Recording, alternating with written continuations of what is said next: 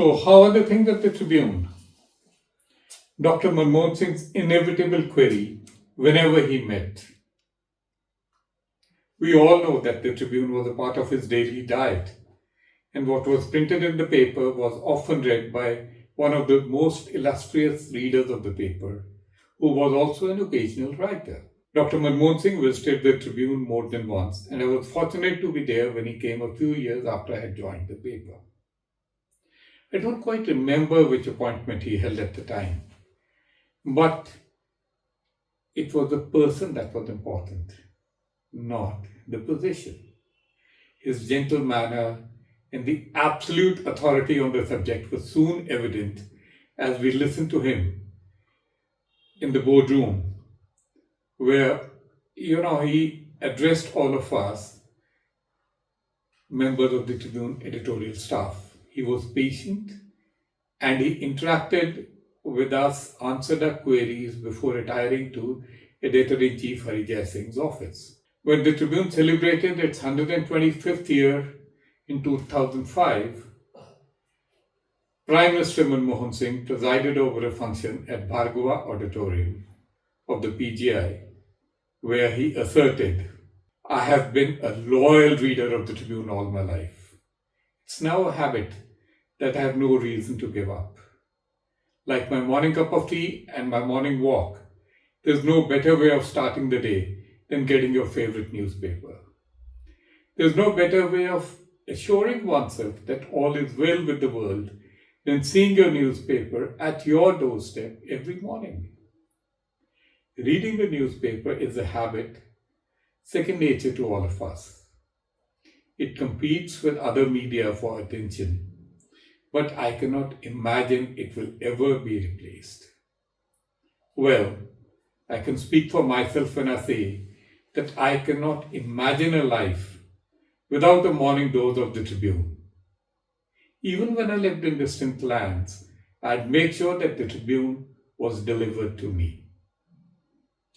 That's Prime Minister Manmohan Singh asserting his connection with the Tribune publicly.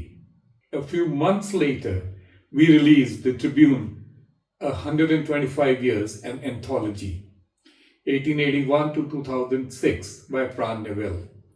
This release was done at his residence in Delhi, and he also released a postal stamp commemorating the 125th anniversary of the paper in Parliament. Dr. Manmohan Singh had a very deep bond with the Tribune.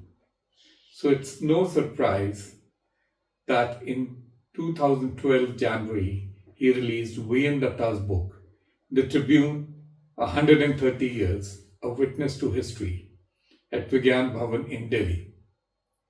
This was again an occasion for him to narrate his connection, his deep connect with the newspaper. On this occasion, he said, "A Witness to History is an apt title that records the 130-year-old history of the Tribune. Indeed, this history stands closely intertwined with the story of our country's journey during this turbulent period." Sardar Dyal Singh Majithia, the newspaper's founder, was a man of rare foresight and a great reformist. He was inspired by high ideals, and he wanted the Tribune to be free of any sectarian or commercial bias and unaligned to any dogma or political party.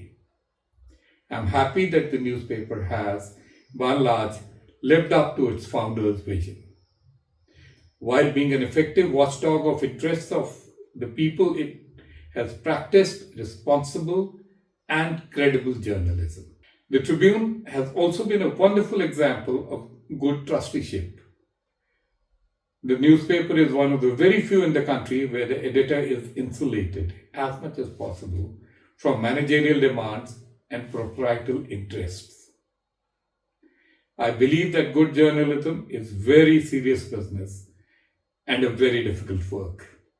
The responsibility that journalists carry are onerous: to inform and educate the public, to keep a watch on the government's work, and to highlight issues of critical importance. It's hard to be a good journalist, ever willing to learn, ever alert to new developments, objective, fair, sensitive, balanced, and constructive in approach. However, I believe that collectively the country's journalists have acquitted themselves reasonably well. I'm convinced that the media is on balance responsible and attuned to serving the national interest. I'm also sure that in the coming years we'll see even higher standards from our media. That's what Dr. Manmohan Singh said. You know, as much as what he said is important, the time he spent with the guests who were there, the time he spent with the trustees, the editor, and his predecessors, all really bring back such fond memories. So much of Punjabi Delhi came to the event, and they were all so busy chatting with each other, getting together on an occasion, perhaps for the first time, where their barriers they had imposed by vicissitudes of life had just melted away.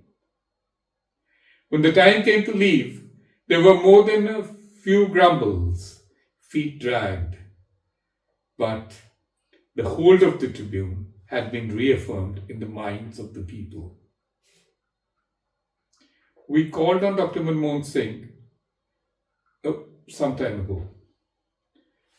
He and his wife Gursharan Kaur, Upinder, Vijay Tankha, we were all there.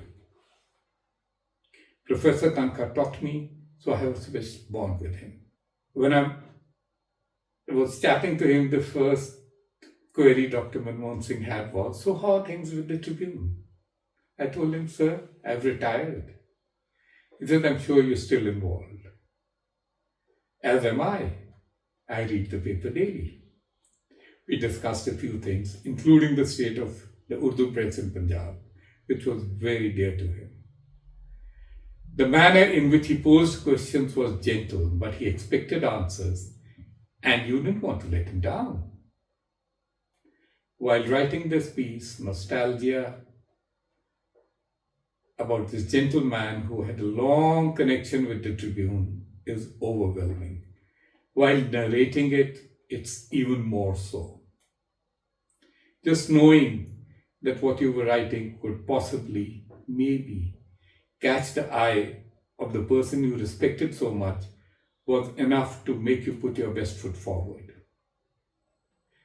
Dr. Saab was an intimidating presence who was not far from the mind of those who wrote for the paper. With his passing, the Tribune has lost a mentor and a reader extraordinaire. We'll miss you, sir.